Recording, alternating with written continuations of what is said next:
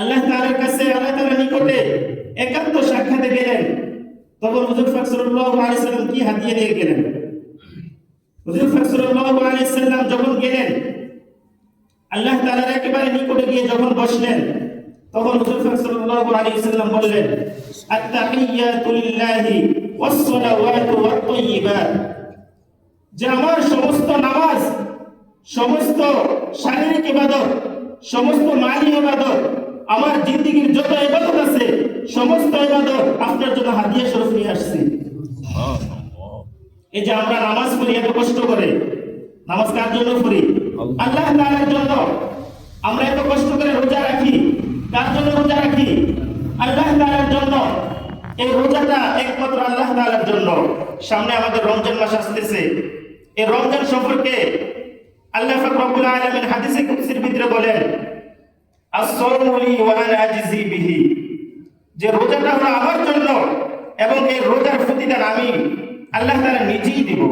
সুবহানাল্লাহ। রোজার প্রতিদান আল্লাহ তাআলা নিজে দিবেন।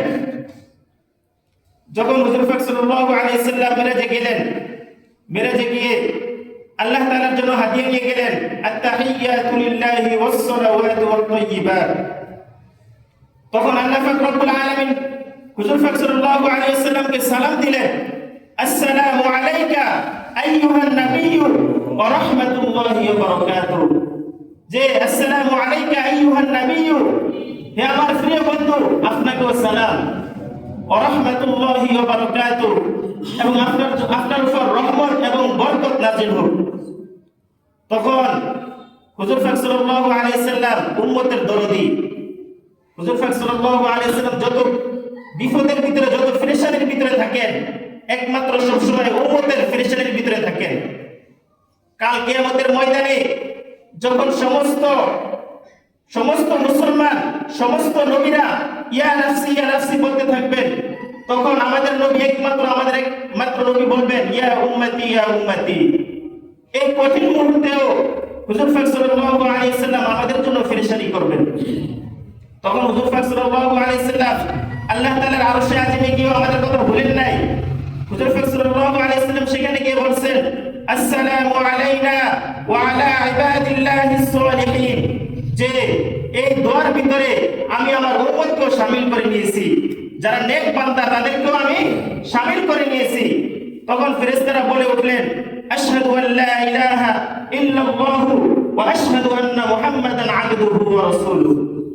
এই তাশাহুদটা আল্লাহ পাক রব্বুল আলামিন আমাদের জন্য নামাজের ভিতরে ওয়াজিব করে দিয়েছেন, যেই ওয়াজিবটা আদায় না করলে আমাদের নামাজ হবে না। যখন এই হাদিয়া নিয়ে গেলেন আরশে আজিমে, আল্লাহ তাআলার সাথে হুজুর পাক সাল্লাল্লাহু আলাইহি ওয়াসাল্লামের সাথে অনেক আলাপ আলোচনা হয়েছে।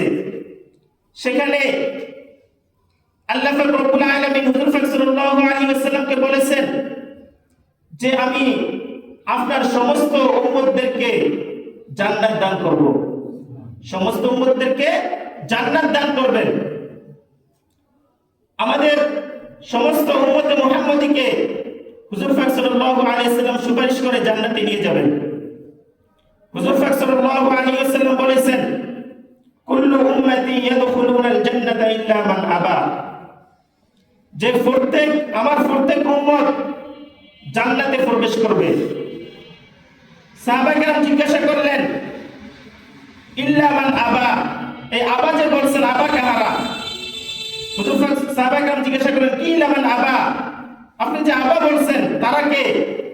হুজুর সাল্লাল্লাহু আলাইহি ওয়াসাল্লাম বলেছেন, মান আতাআনি দাখালাল জান্নাহ ওয়া মান আসানি ফাকাদ আবা, যে আমাকে স্বীকার করলো, যে আমার অনুগত করলো, যে আমার সুন্নাত অনুযায়ী চললো, সে ব্যক্তি জান্নাতে যাবে। আর যে আমাকে অস্বীকার করলো, যে আমার সুন্নাত অনুযায়ী চললো না, সে জান্নাতে যাবে না। এই জন্য আমাদের প্রত্যেকটা কাজে হুজুর পাক সাল্লাল্লাহু আলাইহি ওয়াসাল্লামের সুন্নাতকে প্রাধান্য দিতে হবে। হুজুর পাক সাল্লাল্লাহু আলাইহি ওয়াসাল্লামের সুন্নাতকে যখন আমরা প্রাধান্য দিব, তখন হুজুর পাক সাল্লাল্লাহু আলাইহি ওয়াসাল্লাম আমাদেরকে সুপারিশ করে জান্নাতে নিয়ে যাবেন। এই মেরাজের রজনীতে আমাদের উম্মতে মুহাম্মাদের জন্য আল্লাহ পাক রব্বুল আলামিন আরেকটা হাদিয়া দিয়েছেন। সেই হাদিয়াটা হলো আল্লাহ পাক রব্বুল আলামিন উম্মতে মুহাম্মাদের জন্য 50 ওয়াক্ত নামাজ ফরজ করেছেন। কত ওয়াক্ত? 50 ওয়াক্ত নামাজ ফরজ করেছেন।